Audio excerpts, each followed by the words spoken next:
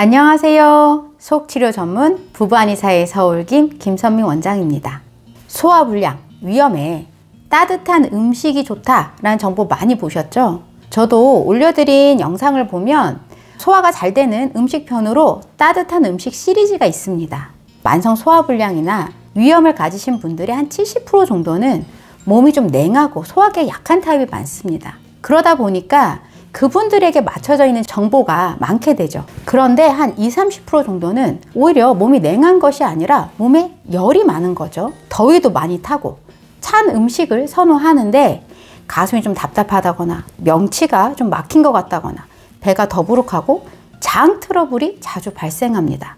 그런데 이런 분들이 몸이 냉한 사람한테 잘 맞는 이런 생활관리법을 따라하다 보면 특별히 증상 개선이 안 되는 거죠. 이번 영상에서는 이렇게 속열이 있으면서 소화불량이 있는 분들의 특징과 그분들이 먹으면 좋은 음식에 대해서 두 편의 영상을 통해서 소개해 드리겠습니다.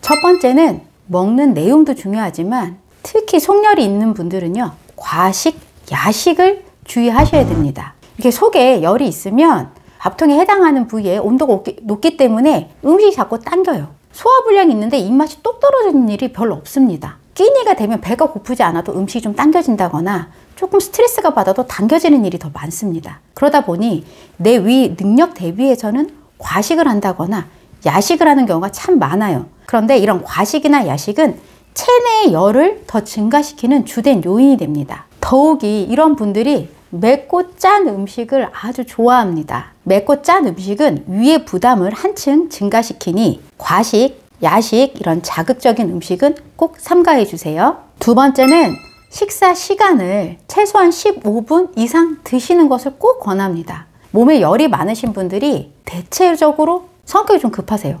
식사하는 것도 급히 드시는 경우가 참 많습니다. 충분히 씹지 않고 넘기면 위에 부담이 증가되고 또 음식이 빠른 속도로 들어오면 위하고 장은 당연히 더 트러블이 생길 수밖에 없습니다. 15분은 꼭 지켜서 식사하시는 것을 권합니다.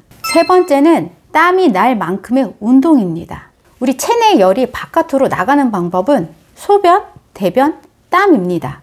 체력이 약하고 몸이 냉하신 분들은 땀 흘리고 나면 오히려 더 기운이 더 처진다 하시는 분들이 있는데, 이런 속열이 있으신 분들은 땀을 내고 난 다음이 몸도 좀 가볍고 순환도 더 원활해져서 기분까지 좋다고 이야기를 참 많이 하십니다. 속열이 있는 분들에게는 땀이 날 만큼의 운동은 거의 처방전과 마찬가지라고 보시면 됩니다. 네 번째는 잠잘 때 방문과 창문을 살짝씩 열어서 공기 순환이 되게 하고 주무시는 겁니다. 보통은 우리가 동굴 속에서 자는 것처럼 어둡게 하고 막힌 곳에서 자야 사람이 더 숙면이 된다라고 이야기를 하는데, 이렇게 속열이 있는 분들은요, 막힌 곳에 있으면 가슴이 답답해 하시는 경우가 참 많습니다. 그래서 심한 경우에는 방에서 못 주무시고 나는 거실에서 자요 라고 하는데, 그게 특별히 잘못된 게 아닙니다. 방에서 주무시더라도 방문 살짝, 창문을 살짝 열어서 방 안에서 공기가 잘 흐를 수 있게 하고 주무셔야 좀 더 숙면을 하실 수가 있고요.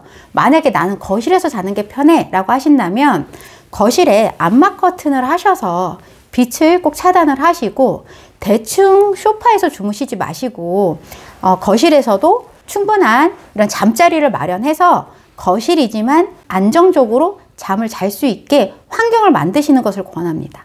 다섯 번째는 술, 담배는 삼가하시고 너무 지나친 찬물도 좀 줄이셔야 됩니다. 술은 말 그대로 열 덩어리예요. 술을 마시면 속열은 무조건 증가한다 보시면 됩니다. 그리고 이렇게 속열이 있는데 내가 요새 소화불량이 있어요, 장에서 문제가 있어요 하시는 분들은 실제 해독 기능이 떨어져 있을 가능성이 많습니다. 예전에는 술 먹고 이런 숙취가 금방 호전이 됐는데 요즘은 술을 마시면 다시 컨디션이 회복되는 시간이 걸려요 하시는 경우들이 참 많아요.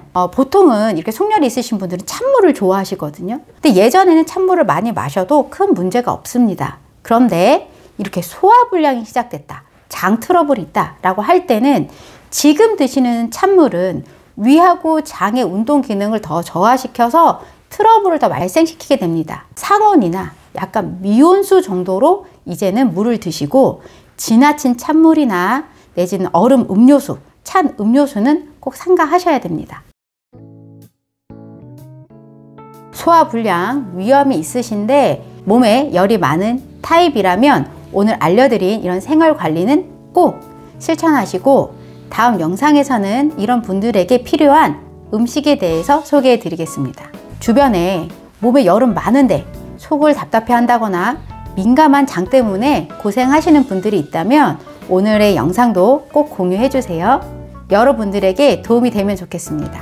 부부한의사의 서울김 김선미 원장이었습니다. 감사합니다.